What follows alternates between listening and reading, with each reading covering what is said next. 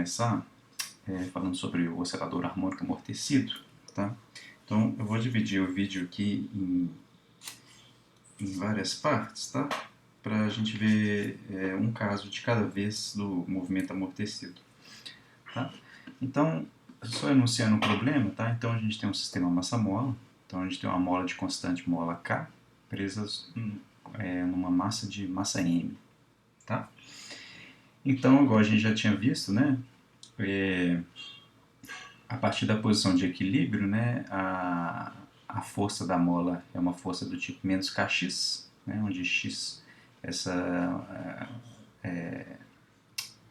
direção relativa ao equilíbrio, tá, da mola.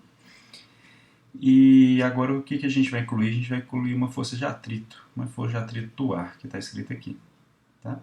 Então, por exemplo, se a massa tiver a velocidade aqui para baixo positiva x ponto, tá? A força do atrito do ar é sempre contrária à velocidade, então a gente vai ter uma força apontando aqui para cima, força de atrito menos cx ponto. Tá? Bom, vale a pena só comentar aqui, né, que aqui nesse caso a gente não precisa incluir a força-peso nesse movimento, né? Tem um exemplo do livro mesmo no movimento harmônico simples, né? Que a força-peso é uma força constante. Então a única coisa que ela faz, né, com o sistema massa-mola aqui é mudar a posição de equilíbrio da mola. Tá?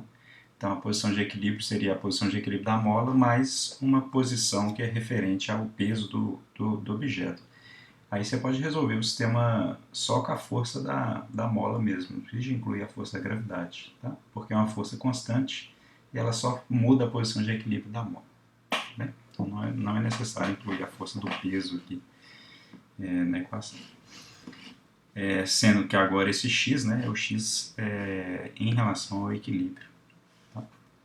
Bom, então para escrever esse problema, então a gente vai ter que massa vezes aceleração. Então a massa vezes aceleração x 2 pontos. Né? Isso aqui é igual às forças, né, que é menos kx, força da mola, e a força do atrito, menos cx ponto. Beleza? Então, colocando tudo aqui para o lado de cá, a gente vai ter que mx 2 pontos, né, derivada segunda da posição em relação ao tempo, mais cx ponto, derivada primeira do x em relação ao tempo, mais kx é igual a zero. Né? Então, isso aqui é uma equação também, uma equação diferencial, né, de segunda ordem, que é a resolução dessa equação de movimento, e a gente vai estar encontrando quem que é x de t. Né? Então a gente vai achar o movimento da partícula. Tá? Então vamos supor uma solução para esse problema aqui. Tá? E depois a gente vai trabalhar com essa solução aqui. Tá? Então vamos trabalhar com a solução do tipo A é elevado a um Q vezes o tempo t. Tá? O A seria só uma amplitude, esse Q a gente vai ter que encontrar daqui a pouquinho, né? E uma exponencial. Tá?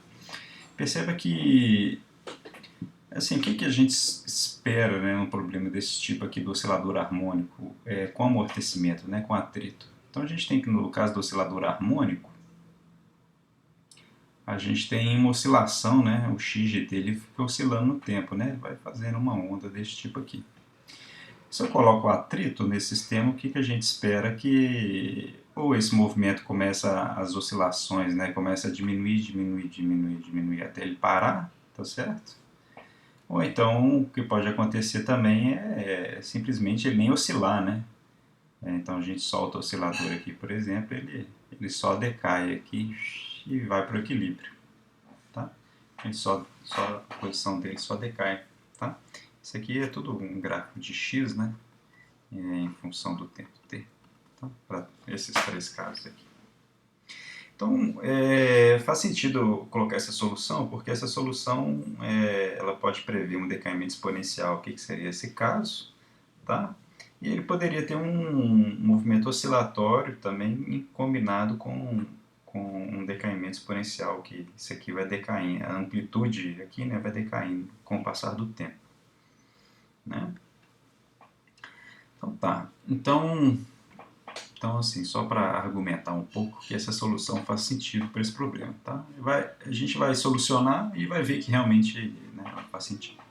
Então, para substituir essa solução na equação diferencial acima, então a primeira coisa é derivar uma vez, né? Então, derivada primeira no tempo, então vai descer esse Q, então vai ficar A vezes, vou botar o Q vezes E elevado a QT, né? A derivada de exponencial para exponencial, e derivado de novo x dois pontos, então vai descer esse Q de novo, vai ficar um Q ao quadrado a E elevado a QT.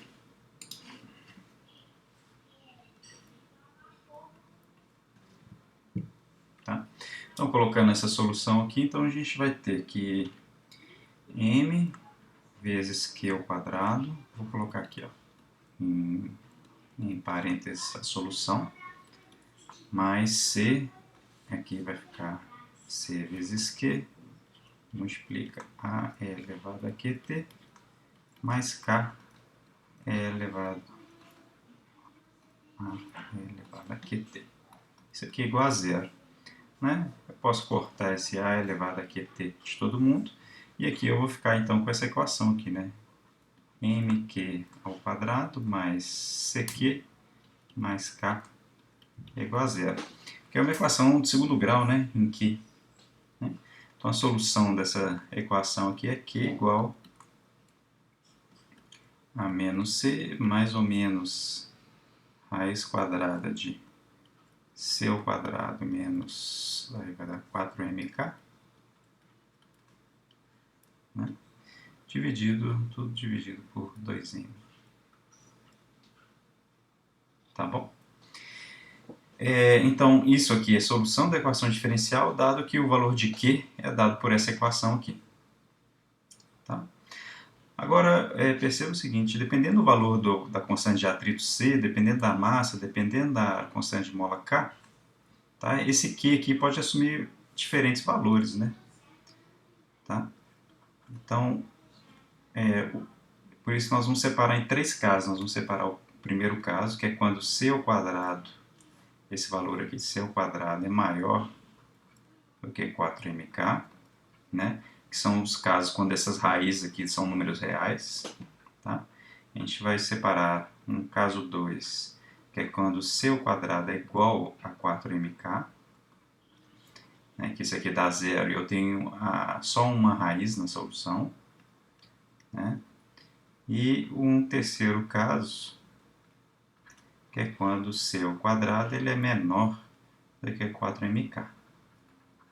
Então, quando C ao quadrado é menor que 4mk, isso aqui vai dar um número imaginário, né? Então, nos próximos vídeos nós vamos ver cada um desses três casos aqui.